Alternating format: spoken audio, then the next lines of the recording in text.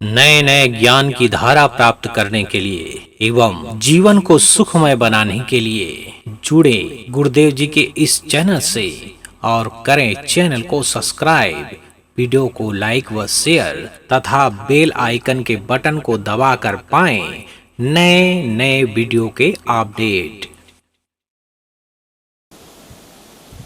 क्या भरोसा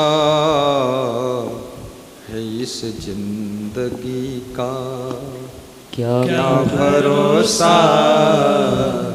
है इस जिंदगी का।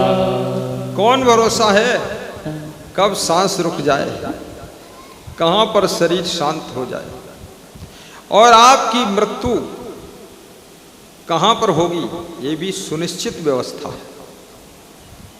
आपको पता नहीं है, लेकिन मृत्यु जहां होना है उस समय तुम वहीं पहुंच जाओगे। विष्णु भगवान देवताओं की मीटिंग में गए थे, तो गरुड़ जी उनको लेकर गए। तो गरुड़ जी ने अपने विमान से उनको उतारा, अंदर चले गए। गरुड़ जी बाहर बैठे थे, तो यमराज आए। यमराज जब आए तो गरुड़ जी ने यमराज को प्रणाम किया। ये प्रणाम करने की परंपरा देवी देवताओं में भी थी, ऋषि मुनियों में भी थी। ये बड़ी प्राचीन परंपरा है, और परंपरा नहीं है, ये मानव संस्कृति का संपदा है, जिसमें इतनी भी शिष्टाचार की शैली नहीं है, वो मनुष्य कैसे कहला सकता है। तो एक चिड़िया बैठी थी, उस चिड़िया को यमराज ने गौर से देखा। चिड़िया को गौर से देखकर यमराज चले गए। अंदर मीटिंग में उनको भी जाना था।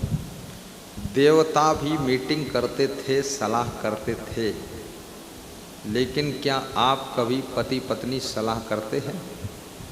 जयराम जी की सलाह में ही लड़ाई हो जाती है। और याद रखना, कितने लोग सलाह कर लो, कितनी मीटिंग कर लो, कितनी सेटिंग कर लो, कितना कुछ कर लो, फिर भी कहीं न कहीं सारे के सारे मिलकर चूक सकते हो।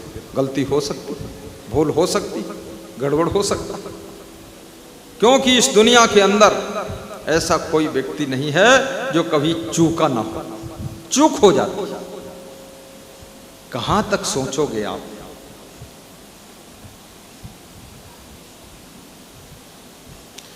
तो देवताओं की मीटिंग चल रही थी।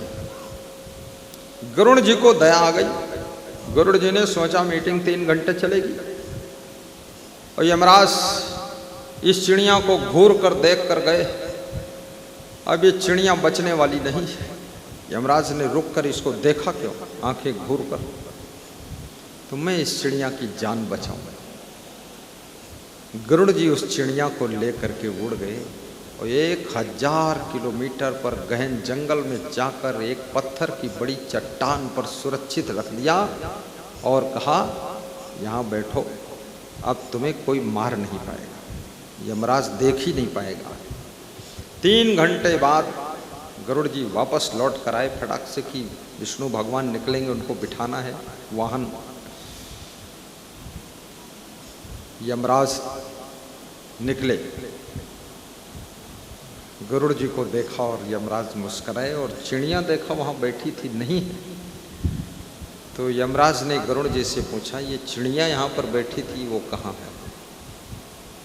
तुमने कुछ किया है क्या? गरुड़ जी ने कहा, माफ करना, मैं आपने घूर कर देखा था, तो मैं सोचा वो चिड़िया आज मारी जाएगी, तो मैं उसको 1000 किलोमीटर गहन जंगल में बड़ी पत्थर की चट्टान पर सुरक्षित बिठा कर आया। तो यमराज ने गरुड़ जी की पीठ थपथाई, वाह वाह, बहुत अच्छा। मैं इसी चिंता में था कि इसकी मृत्यु उसी चट्टान पर होना, ये वहां पहुंचेगी कैसे, और तूने पहुंचा दिया, अब मैं उसको मार दूंगा फट से। अब गरुड़ जी ने तो अच्छा किया, पर उसको मौत में रख दिया जाकर। कहां किसकी मौत होगी, कब होगी, किसको पता है। आगाह है अपनी मौत का कोई बसर नहीं। बसर माने आदमी, ये बसर अरबी भाषा का शब्द है, बसर। आगाह है अपनी मौत का कोई बसर नहीं, सामान 100 बरस का है लेकिन पल की खबर नहीं। ये 100 बरस के लिए शरीर मिला है, 100 बरस, और 100 के ऊपर पार कर ले जाओ तो बहुत बड़ी बात है। लेकिन 100 बरस का सामान ये कभी कभी 50 वर्ष में ही लड़खड़ा जाता है, कभी 70 साल में ही खत्म। क्यों?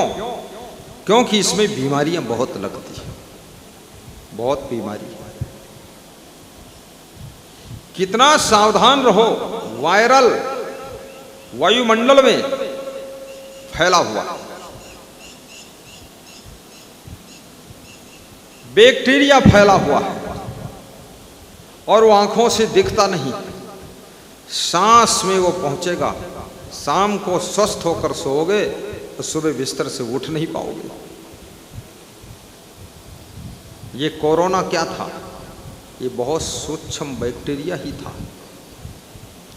ये सांस के माध्यम से अंदर प्रवेश करता था, फेफड़ों पर आक्रमण करता था, सांस नहीं ले पाता था, आदमी मर जाता था। और कोरोना ने धनवानों को भी सिखा दिया तेरा धन भी काम नहीं आ सकता है, इसकी दवा कोई नहीं। पहलवानों को भी सिखा दिया पहलवानी भी काम नहीं आ सकती। बलवानों का बल, पहलवानों की पहलवानी और धनवानों का धन सब धरा रह गया।